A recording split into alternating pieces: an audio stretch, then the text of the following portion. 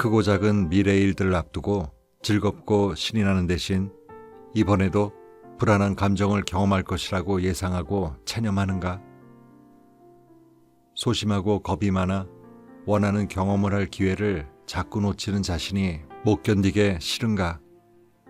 아니면 늘 안전한 대안을 마련하려 애쓰고 자신감 없는 자신을 비판하는가? 만약 이러한 상황이 익숙하다면 당신은 예기 불안에 시달리고 있는 것이다.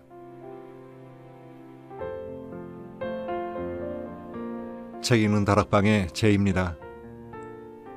오늘의 할 일을 내일로 미루는 사람들이 있습니다. 얼핏 보면 단지 게을러 보일 수도 있는데요.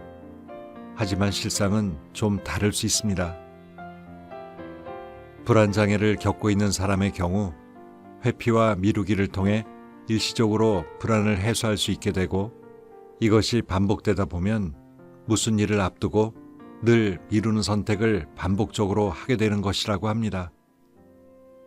그리고 요즘은 적지 않은 사람들이 선택장애가 있다고 스스로 고백하기도 하는데요. 이 선택의 두려움과 망설임은 어디서 기인한 걸까요? 오늘 소개해드릴 책은 오늘도 망설이다 하루가 다 갔다입니다. 심심해서 편했고 지은이는 40여 년간 수천 명을 치료한 불안장애 전문가들인 셸리 엠 윈스턴과 마틴 앤 세이프입니다. 오프닝에서 예기 불안의 몇 가지 예를 들어봤는데요. 본문의 글 소개에 앞서 프롤로그에 있는 글을 통해 이 예기 불안이 무엇인지 먼저 간단히 살펴볼까요? 예기 불안이란 스스로를 불안하거나 불편하게 만들 것이라고 예상되는 사건과 상황들을 예측하면서 경험하는 불안을 의미한다. 예기 불안은 아주 미묘해서 알아차리기 어려운 혐오감이나 회피부터 끔찍한 공포까지 모든 어려움을 만들어내는 원동력이다. 아마 당신은 예기 불안이 자신과 사랑하는 사람들의 삶에 미치는 영향을 본 적이 있을지도 모른다. 예기 불안은 기회를 놓치게 하고 어떤 일에도 전념하지 못하고 주저하는 모습으로 주변 사람들을 좌절하게 만들고 도전을 거부함으로써 스스로에게 실망감을 안겨준다. 또한 예기 불안은 우리가 걱정하고 뒷걸음질치고 빠져나갈 구멍이나 대안을 찾게 만든다. 예기 불안은 그 자체로 공식적인 진단명은 아니지만 거의 모든 불안 문제와 관련이 있다. 그 영향력은 막대해서 우리의 삶을 퍽퍽하게 만들고 자유로움, 즉흥성, 기쁨 등을 빼앗아갈 수 있다. 그러나 여기서 끝이 아니다. 예기 불안은 만성적인 망설임이라는 또 다른 문제를 일으킨다. 만성적인 망설임이란 여러 가지 크고 작은 결정을 내리지 못하고 마비 상태에 가까울 정도로 무능력한 모습을 보이는 것을 말한다. 예를 들면 다음과 같다. 몇 년 동안이나 어떤 물건을 사려고 했지만 정보를 찾아보기만 할 뿐 끝내 결정하지 못하고 그것을 사야 하는 이유와 사지 말아야 할 이유를 수천 가지나 떠올린다. 결정해야 할 모든 일들이 크고 복잡한 시련처럼 느껴져서 어쩔 줄 모르다가 어느 순간 또다시 결정을 미룬다. 인간관계나 일, 직업, 학교에 대한 어떤 선택을 해야 하지만 이러지도 저러지도 못하고 망설이다 인생의 어떤 지점에서 더 앞으로 나가지 못한다. 몇 년 동안이나 다른 집이나 도시로 이사하고 싶었지만 도무지 그렇게 할 수 없다. 좋은 기회를 놓치는 것도 싫고 스스로의 선택을 후회하는 일도 너무 두렵다 보니 어떤 선택지도 버리기가 어려워 아무 행동도 취할 수 없다. 각각을 선택했을 때의 장점과 단점 목록을 작성해 보지만 더 이상 아무 진전도 얻지 못한다. 심지어 자신이 어떻게 하고 싶은지 알고 있음에도 불구하고 그 일을 하지 못한다. 아니면 삶에서 앞으로 나아가지 못할 정도로 변화, 약속 또는 미지의 일을 두려워한다. 이 책은 불안을 다루는 기술이나 방법에 대한 책이라기보다는 자신의 마음을 대하는 태도를 근본적으로 바꾸기 위해 필요한 지침을 담고 있습니다. 즉, 사고방식과 태도를 바꿈으로써 걱정과 두려움을 극복할 수 있는 마음가짐과 전략을 배울 수가 있는 그런 책입니다.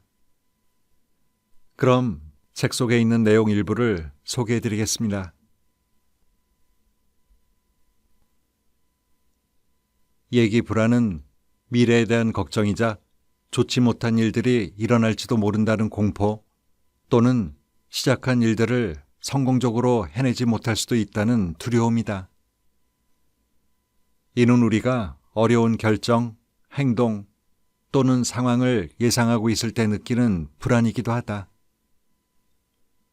또한 어떤 좋지 않은 일들이 일어날지에 대해 혼자 창의적으로 상상해낸 걱정을 사실인 양 믿을 때 생기는 감정이다. 예기 불안은 마치 위험을 예측하는 것처럼 보인다. 더 이상 나가지 말라는 아니면 적어도 조심스럽게 나가야 한다는 경고처럼 느껴진다. 예기 불안은 일어날 수 있는 부정적인 일들에 특히 주의를 집중시키기 때문에 도망치고 싶은 강력한 동기를 유발한다. 예를 들어, 당신이 미팅에서 계획안을 발표할 때 땀을 엄청나게 흘릴 것이라고 예측한다면 그래도 일을 끝까지 해낼 수 있다고 믿을 것이다. 그러나 공황 발작을 겪거나 완벽하게 웃음거리가 되거나 관계를 망치거나 하는 파국적인 예측을 한다면 이는 일의 진행을 막고 정상적인 생활을 방해하는 불안으로 이어질 수 있다. 이런 극도로 부정적인 예측과 예기 불안 때문에 당신은 회피가 자신이 할 수 있는 유일한 선택이라고 생각할 수 있다. 중요한 것은 예기 불안이 불안감이나 공황 상태에 대한 예측뿐만 아니라 혐오감, 분노, 수치심, 후회, 굴욕감, 압도당하는 느낌 또는 그 밖에 어떠한 다른 반갑지 않은 감정을 예측하는 일과도 관련될 수 있다는 사실이다. 회피하고 싶은 마음은 실패, 상실 또는 재앙과 같은 두려운 일들이 일어나 원치 않는 감정을 경험할 것이라고 예측할 때 생긴다. 만성적인 망설임이란 어떤 선택을 해야 할 때마다 이러지도 저러지도 못한 채 앞으로 나가지 못하는 것을 말한다. 이는 결혼을 하거나 주택을 구입하는 일처럼 크고 중요한 선택을 할 때 나타날 수 있다. 뿐만 아니라 어떤 영화를 보고 어떤 시리얼을 살 것인지 고르는 일처럼 별 의미 없는 사소한 선택과 관련해서도 주기적으로 나타날 수 있다. 만성적인 망설임은 불안과 고민으로 인해 의식적이거나 무의식적으로 결정을 회피하는 습관이다. 사람들이 이렇게 만성적으로 망설이는 데는 예기 불안이 큰 영향을 미치는 경우가 많다. 결정을 내리지 못하고 망설이는 행동은 다시 예기 불안이 더 심해지는 악순환을 불러온다. 따라서 일을 미루는 사람들과 완벽주의자들, 강박장애를 지닌 사람들은 만성적인 망설임에서 벗어나지 못하는 경우가 흔하다. 다음은 만성적인 망설임이 실생활에서 어떤 모습으로 나타나는지를 보여주는 사례다. 캐롤은 무언가를 결정하는데 지속적인 어려움을 겪고 있다. 온수기가 고장났을 때 그는 어떤 종류의 새 온수기를 사야 할지 결정할 수 없었다. 오븐이 고장났을 때는 쿡탑과 오븐이 분리된 것을 사야 할지 아니면 일체형 오븐 레인지를 사야 할지 결정할 수 없었다. 결국 그는 몇 달 동안 오븐도 온수도 없이 지내야 했다. 또한 캐롤은 아이들에게 줄 딱 알맞은 생일 선물을 찾는데 많은 시간을 보내는데도 불구하고 결정을 못해 선물을 못 사는 일이 많았다. 그는 모임이 있을 때마다 어떤 옷을 입어야 할지 확신이 서지 않아 고민하다가 자주 모임에 늦곤 했다. 또 그는 새로운 아파트로 이사가고 싶어 했지만 대대적인 아파트 물색에도 불구하고 알맞은 아파트를 찾지 못했다. 그러는 동안 4명인 그의 가족은 더 큰 집에 살 형편이 되는데도 불구하고 방 2개짜리 작은 집에 살아야만 했다. 캐롤은 망설이다가 놓친 수많은 기회들을 뒤늦게 후회하며 곰곰이 곱씹곤 했지만 악순환을 깨트리기는 쉽지 않았다. 캐롤은 만성적인 망설임을 겪고 있었다. 당신은 캐롤과 비슷한 경험을 해본 적이 있는가? 만약 캐롤처럼 만성적인 망설임에 시달리고 있다면 어떤 것이 옳은 결정인지 확신이 들지 않을 때 그런 의심의 감정에 주의를 너무 많이 기울이는 편일 수 있다. 아니면 어떤 결정을 내린다 해도 잘못된 길에 이르거나 끔찍한 결과를 겪거나 후회할 수 있다는 파국적인 생각을 하는 편일지도 모른다. 그런 생각을 하다 보면 이러지도 저러지도 못하는 상태가 되어 늑장을 부리고 잊어버리고 회피한다. 만성적인 망설임은 강박장애, 범불안장애, 우울증을 겪는 사람들에게서 흔히 나타난다. 이는 결정을 내리지 못하는 일종의 습관이자 세상을 살아가는 방식이라고 할 수 있다. 예기 불안의 경우처럼 만성적인 망설임에도 미래에 대한 너무 많은 생각과 상상이 중요한 원인이다. 그리고 이는 행동을 마비시킨다. 하지만 만성적인 망설임은 예기 불안처럼 상당한 불안을 동반하는 경우도 있는 반면 표면화되고 의식적인 불안을 거의 또는 전혀 동반하지 않을 때도 있다. 만성적으로 망설이는 사람들에게서 흔히 나타나는 한 가지 특징은 행동하지 않았을 때 얻는 대가를 유독 인식하지 못하는 점이다. 다시 말해 잘못된 행동이 초래할 수 있는 부정적인 결과들을 상상하는 일에 빠지거나 무엇이 딱 알맞은 행동인지 알아내는데 너무 몰두한 나머지 아무런 행동을 하지 않아서 손실을 겪을 수 있다는 사실을 간과할 수 있다.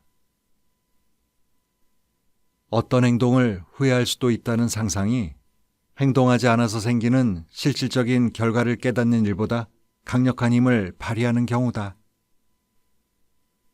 하지만 행동하지 않았을 때 역시 부정적인 대가가 뒤따를 수 있다. 아직 어떤 일을 할 기회가 남아있는 시기를 놓치는 것, 불만족스러운 상황에 갇혀 나아가지 못하는 것, 또래, 친구, 가족들에 뒤처지는 것, 타인을 실망시키는 것, 자기 비난과 부끄러움을 낳는 것 등이 있다. 어떤 결정을 내려야 할 때 느끼는 예기 불안은 종종 만약 뭐뭐하면 이라는 형태로 시작된다. 또한 이러지도 저러지도 못한 채 아무 행동도 할 수 없다고 느끼는 것은 뭔가 다르게 행동했기를 바라는 뭐뭐 했다면 좋았을 텐데와 같은 생각이나 감정을 피하려는 시도 때문이다. 즉, 행동하면 어떻게든 후회할 것 같다고 느낀다. 그 결과 아무것도 하지 않는 편이 더 안전하게 느껴진다.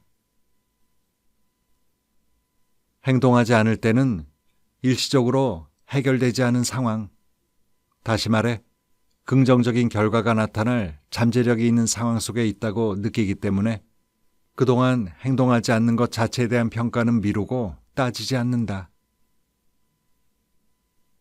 만성적인 망설임의 잠재적 결과는 즉각적으로 분명하게 나타나지 않을 수도 있다. 예를 들어 좌절감을 주는 자신의 행동을 지적하는 사람이나 도우려고 하는 사람도 있겠지만 어쨌든 만성적인 망설임이 자신에 대한 평가에 영향을 미칠 수 있다는 점을 알아야 한다. 만성적으로 망설이는 사람들은 타인에게 이기적이고 배려 없고 고집 세고 믿을 수 없거나 미성숙하다고 비춰질 수 있다. 어떤 한 내담자는 사촌이 자신을 이기적이고 자기중심적이라고 비난했을 때 큰 충격을 받았다. 사촌은 그가 막판에 계획을 변경하는 일이 빈번하고 옷을 입는데 엄청나게 많은 시간을 보내느라 남을 기다리게 만들며 계획을 세우면 종종 약속을 거부하고 겨우 몇 번 약속을 한다 해도 90%는 취소해버린다고 불평했다. 떨쳐내기 어려운 마음은 예기불안과 만성적인 망설임에 영향을 미치는 또 다른 생물학적 요인이자 현상이다. 반복적으로 돌고 도는 생각이나 걱정의 수렁에 잘 빠지며 파국적인 이미지나 생각 속으로 상상력 넘치는 여행을 잘하는 사람들이 있다. 또한 마음속을 스쳐가는 불필요한 생각들을 그냥 흘려보내지 못하고 그로 인해 마음이 잘 시끄러워지고 오랫동안 영향을 받는 성향이 있다. 잘 떨쳐내지 못하는 특성을 보이는 사람들은 사실 그리 중요하지 않은 생각도 중요하다고 느끼곤 한다. 그리고 반응하지 않아도 될 때에도 마음의 내부작용에 강한 관심과 반응을 보이기 쉽다. 그러므로 결국 떨쳐내기 어려운 마음을 지닌 채 살아가는 가장 효과적인 방법은 마음에 반응하는 태도를 변화시키는 것이다. 이는 판단, 경보, 절박감 대신 한 걸음 물러나 더 넓고 더 주의 깊은 시각으로 생각하거나 호기심, 유머 있는 태도를 갖는 것을 의미한다. 떨쳐내기 어려운 마음은 예기불안과 만성적인 망설임을 경험하는 데 중요한 역할을 한다. 떨쳐내기 어려운 생각들을 너무 심각하게 받아들이면 어떤 위험도 전혀 감수하지 않은 채 불편한 감정을 일으키는 걱정이나 긴장되는 경험을 피하려고 한다. 그 결과 회피를 유발하는 예기불안이 대두되고 크고 작은 결정을 내리기가 힘들어진다.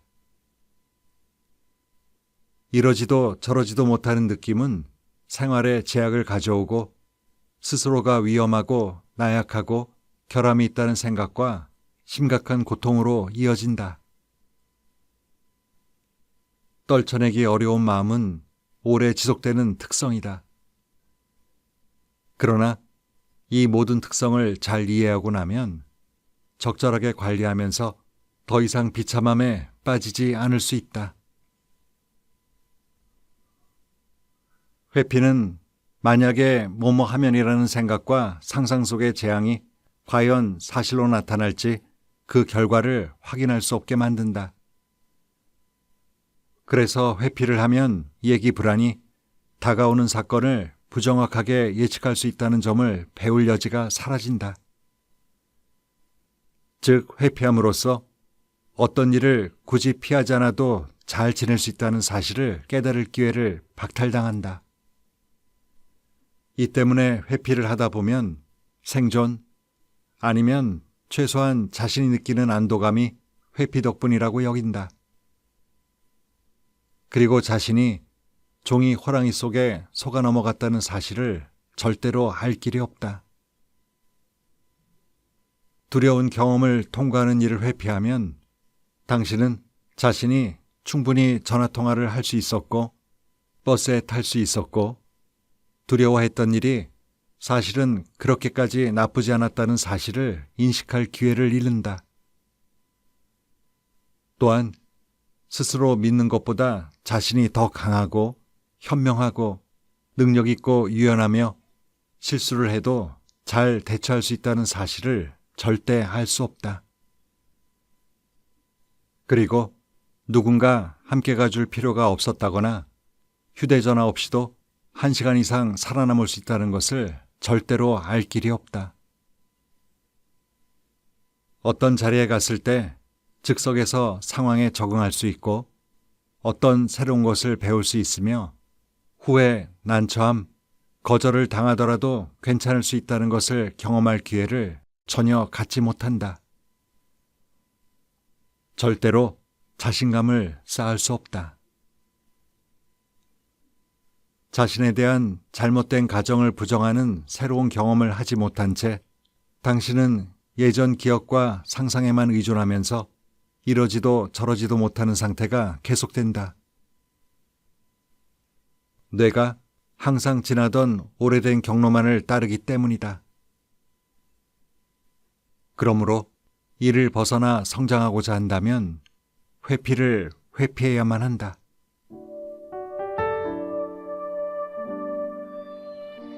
책 말미에 있는 추신에 이런 글이 있는데요.